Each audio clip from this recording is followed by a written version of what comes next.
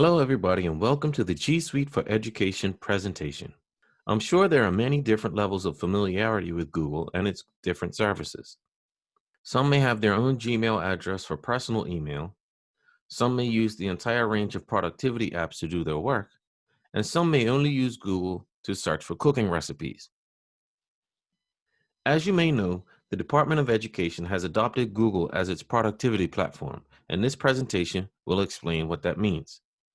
Despite the level of knowledge and familiarity you may or may not have with using Google tools, I think everybody will get something out of this presentation.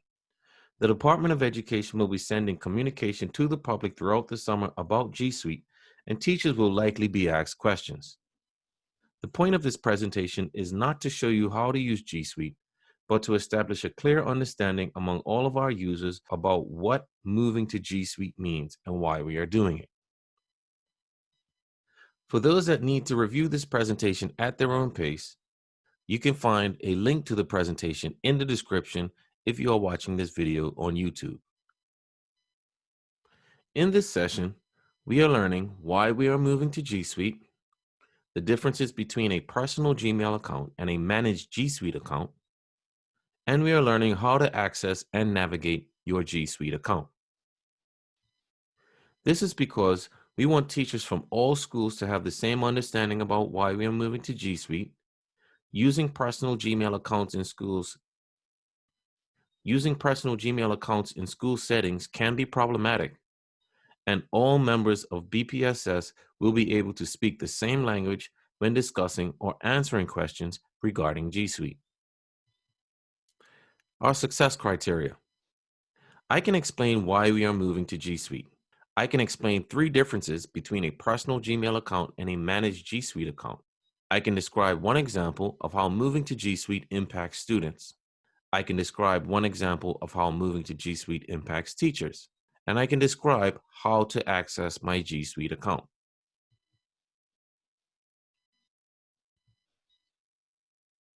So what is G Suite for Education? The G stands for Google. A suite is a collection of related software tools. They usually have the same functionality and user interface. This means they work the same and they have the same look, the same buttons, etc. There are different G Suite plans available for different organizations. These all have the same functionality, but G Suite for Education is free for schools and academic institutions. Additional plans include G Suite for Business, G Suite Enterprise, and G Suite for Education. To give you an idea of the cost, the lowest priced business version costs $6 per user per month. For our 1,000 staff and roughly 5,000 students in the Bermuda Public School System, we would be paying about $36,000 a month for this service. So although this platform costs us nothing, we are not sacrificing power for price, as it is still very powerful business quality software. So why are we using G Suite? G Suite offers several advantages which will improve how technology impacts our teaching and learning in Bermuda. Some of these include cloud storage, real-time collaboration, and ease of access to productivity tools. We're going to break down what each one of these means in this presentation. First, we're going to watch this very short video on how G Suite impacted Fairfield County schools in South Carolina. As you watch the video, think about how Bermuda schools could be impacted by G Suite. It still hasn't hit me yet. Once I finally walk across that stage, it'll hit me that I'm not going to see my friends for a while. I'm going to miss my friends, but I know I need to move forward, so it'll be a bittersweet moment. On the one hand, I can't wait, and the other hand, it's scary. We've been through so much. It's a long journey.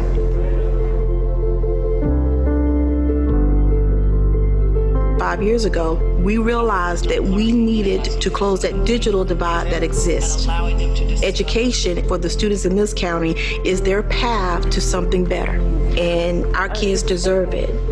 I had people tell me that it wasn't going to work. 5 years later, I have evidence that it's working. giving kids access to Google Chromebooks, make sure that our students are competitive at all levels. Now your Google Form data will be posted on your board. The Google suite of products, Google Docs, spreadsheets, Google Hangouts, helps them develop the skills we want to see them take with them into the work world or certainly into college. I've grown more technologically literate, more social, definitely. It's taught me a lot about collaborating with other people. It's a game changer, really. It's giving a lot of people hope that we have much more to offer than what you think.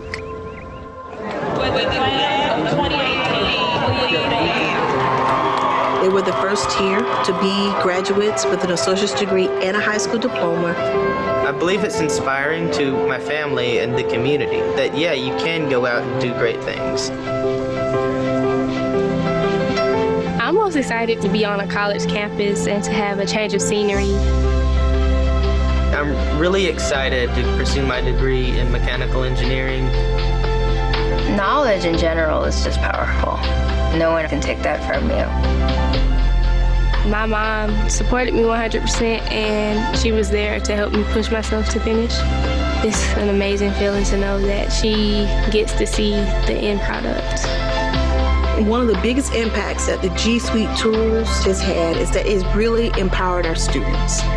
My message for them is to cultivate your own path toward your own destiny.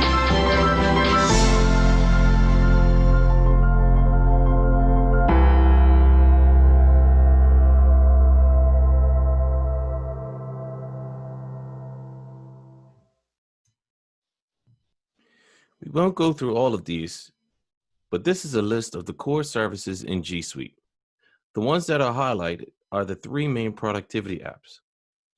You can click on the link in the presentation for a description of each service. The Microsoft Office suite of programs is the collection of productivity tools that we're most familiar with. Google provides the same basic tools in very similar packages. For word processing needs, we have Google Docs. To collect and analyze data, we use Google Sheets, and to create our presentations, we have Google Slides. When you sign up for a Gmail account, you are given access to many of the same services found within the G Suite set of core services. You will soon see why using a personal Gmail account with your students can be problematic, and why there are major differences between having a personal Gmail account versus having a managed G Suite account. The first difference is minor, but we have branded our G Suite system with the Bermuda Public School System logo, which you'll see in later slides. With personal accounts, users agree to allow Google to track their online habits and sell advertising based on these user habits. This is how you pay for the free service. G Suite, however, has no advertising. G Suite gets its revenue from businesses paying to use its services, and Google offers it to schools free of charge as their contribution to education. On your personal Gmail account, all apps are available to you. With a managed G Suite system, we're able to turn off apps for different groups. For example, we could turn off email access for primary school students and turn it on for senior students. All emails originating from within our G Suite environment will end with @moed.bm.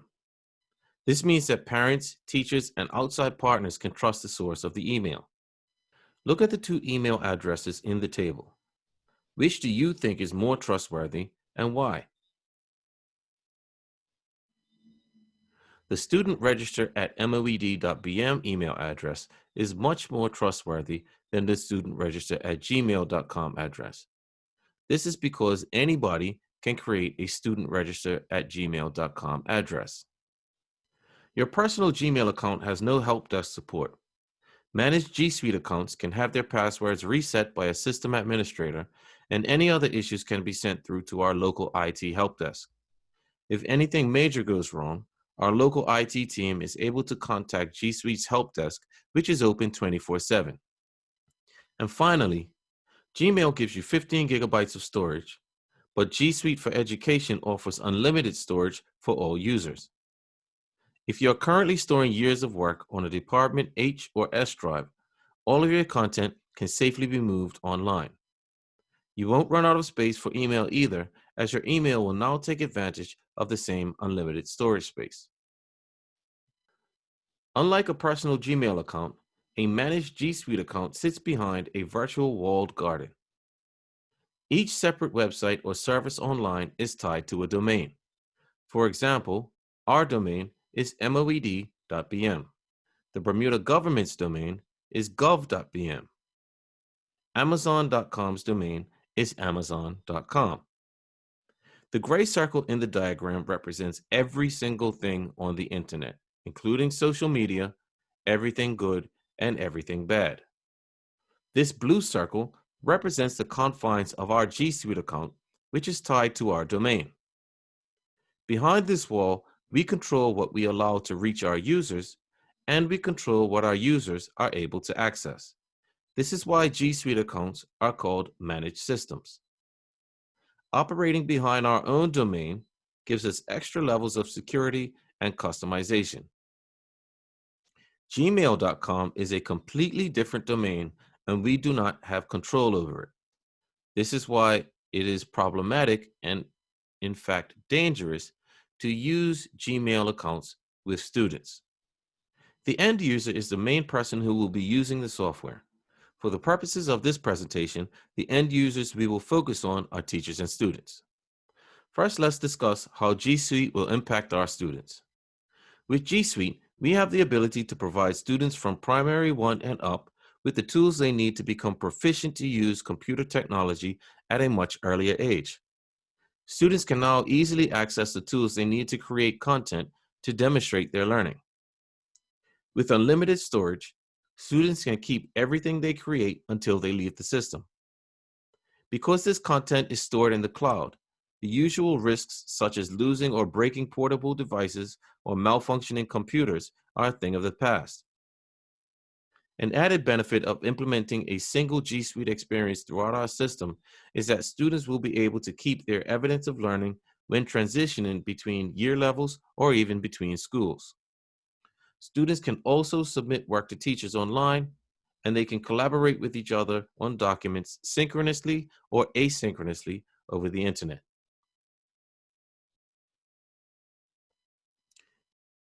From the G Suite admin panel, we have the ability to block students from accessing inappropriate material, and we can also suspend and remove users who breach Department of Education or school policies. We can flag emails that contain explicit language, and we are also able to prevent students from sending and receiving emails or sharing documents outside of the moed.bm domain. This level of protection is not possible for schools using personal Gmail accounts to incorporate technology into their learning. Instead of installing a program on your computer, G Suite only requires a web browser to run its apps. The Google Chrome browser is recommended, but G Suite apps will run on Microsoft's Internet Explorer, Apple's Safari browser, and any other browser you wish to use. On mobile devices, each G Suite app will require users to download a separate app, but you will still have access to all of your data. Now let's look at how G Suite will impact our teachers. With these collaboration tools, teachers can create, edit, and share documents easily. And because everyone is sharing one document rather than emailing copies of the original, whenever the document is updated, all teachers will see the same version. This will reduce the number of photocopies you need to make and reduce the number of emails you need to send. Just like students, teachers will have unlimited storage. Years of lesson plans and resources can be stored securely in the cloud. Sharing documents not only happens from teacher to teacher and student to student, but also between teachers and students. Teachers are now able to grade, return, and comment directly on documents, giving quality and immediate feedback to students. Users will also be able to use their Google account to sign into many web services, including services we currently use, such as PowerSchool, Dreambox, and Schoology. This means that users only need to remember one password to their G Suite account. If you find an external platform that you think may work with your lessons, you can create an account for that platform with one click. No more entering email addresses and creating new passwords. For example, this animation shows a teacher logging into Pinterest for the first time. This teacher has use their Google account to create a new Pinterest account with one click. Because we control our G Suite environment, this feature can be turned off for students or adjusted so that they can only sign up for platforms that are approved by the Department of Education or their school. This is another example of student protection that is built into a managed G Suite environment. This next section will show you how you can access your Google account using your moed.bm credentials. You can log into your moed.bm Google account from any Google service, including the google.com search page. Just click on the blue sign in button to bring up the sign in screen. Once you have signed into one service, you are automatically signed into all Google services. You may also sign in directly from gmail.com. The sign in link is not blue in this case, but it serves the same purpose as the blue button on the google.com homepage.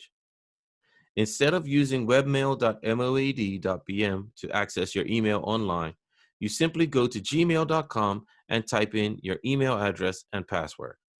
These are quick links to additional Google services that you can use to access your G Suite account.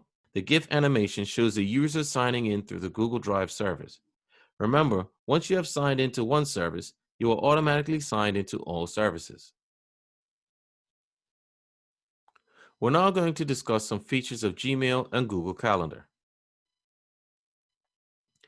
This graphic shows some main areas of functionality in Gmail.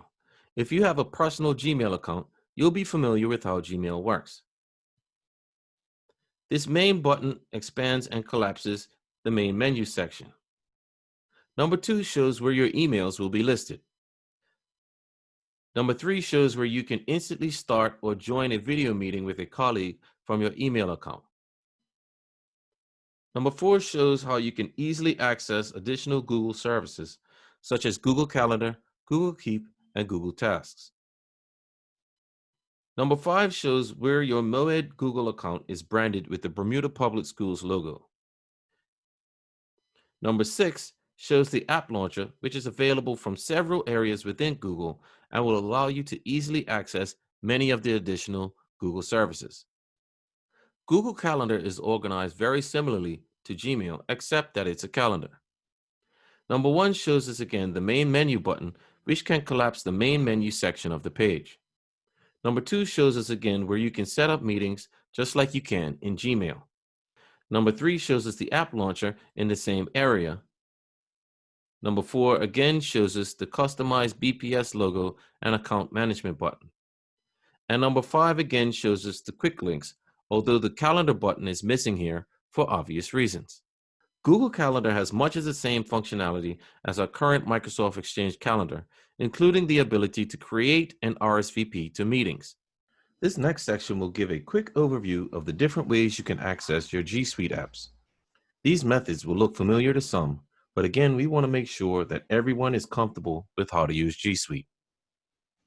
This bar at the top of your browser is known as the address bar. When you type in a web address, that string of text is known as a URL or Uniform Resource Locator. This is important to know because whenever you create a new document in G Suite, a URL is generated for that document. That URL is what allows us to share documents and link documents or web pages together. When you're able to access this presentation, click on the video to get a quick understanding of URLs and how they work. Each Google Doc app has 2 special URLs assigned to it. One will take you to the home page for that app, and the other will let you create a new document on the fly. Type any of these URLs into the address bar, and you will instantly be able to start working. Using these URLs will remove extra steps for students to begin working as well. This makes it easier for students in both remote learning situations as well as if they are in the computer lab in school. The next few slides will show the home pages of each Doc app. We mentioned before that a suite was a collection of software that looks and performs similarly. Take note of how each home page looks in the next few screens. While you observe the pages, think about why a consistent look and feel is important to the end user. This GIF shows the Doc homepage where we create a new document from scratch or use any of the templates provided. With our managed G Suite system, We can also create our own templates and make them available here as well. Our own documents are accessible from this page, and this animation shows how to access additional apps directly from the menu panel. From that side panel, we can choose from Sheets, Slides, Forms, or go directly to Google Drive, where all our files are stored. This is the Google Slides homepage. Again, notice the consistency between both pages. At the top half of the page, you can see where you can either click to create a new document or start a new document using a template provided. At the bottom of the page, you can see where all your Google Slides documents are stored. Google Forms is an excellent way to create quick surveys and quizzes, and this is an example of the Google Forms homepage.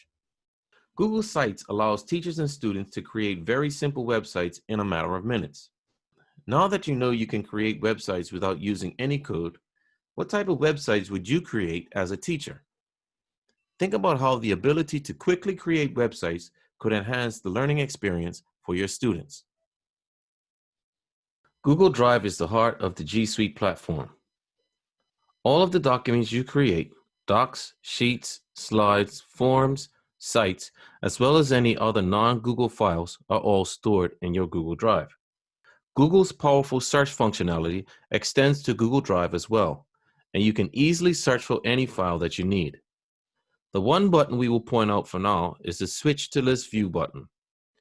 We are currently in Grid View, but clicking this button will change the layout to what you will see on the next slide. This is the list view. Your documents are much smaller and are organized in a list. Whichever way you choose to view your files is up to you. Just some final notes on additional products in our G Suite platform. Google Classroom is a learning management system that is part of G Suite. However, we will be using Schoology in its place, and Google Classroom will be turned off for all users. Google Classroom is an excellent product, but we found that Schoology has a little bit more functionality and also integrates with G Suite quite well. Click on the link in the description to access our presentation on Schoology. Google Meet and Hangouts Chat are G Suite's video conferencing and messaging applications.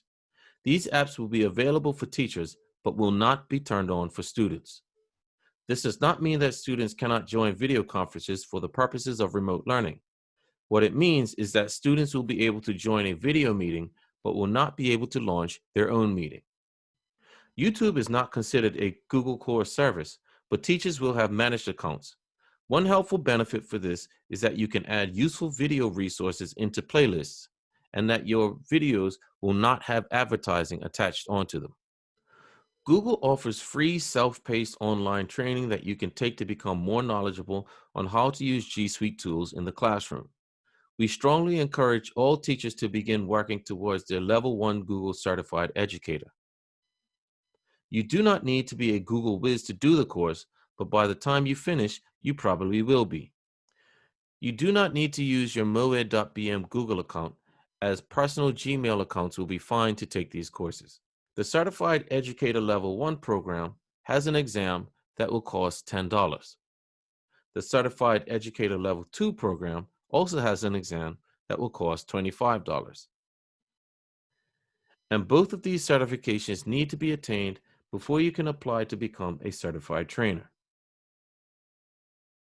This is the end of this presentation, and thank you for your time. We also want to thank our teachers for their continued commitment to our students. If you have any issues with your account, please email the help desk at help@moed.bm.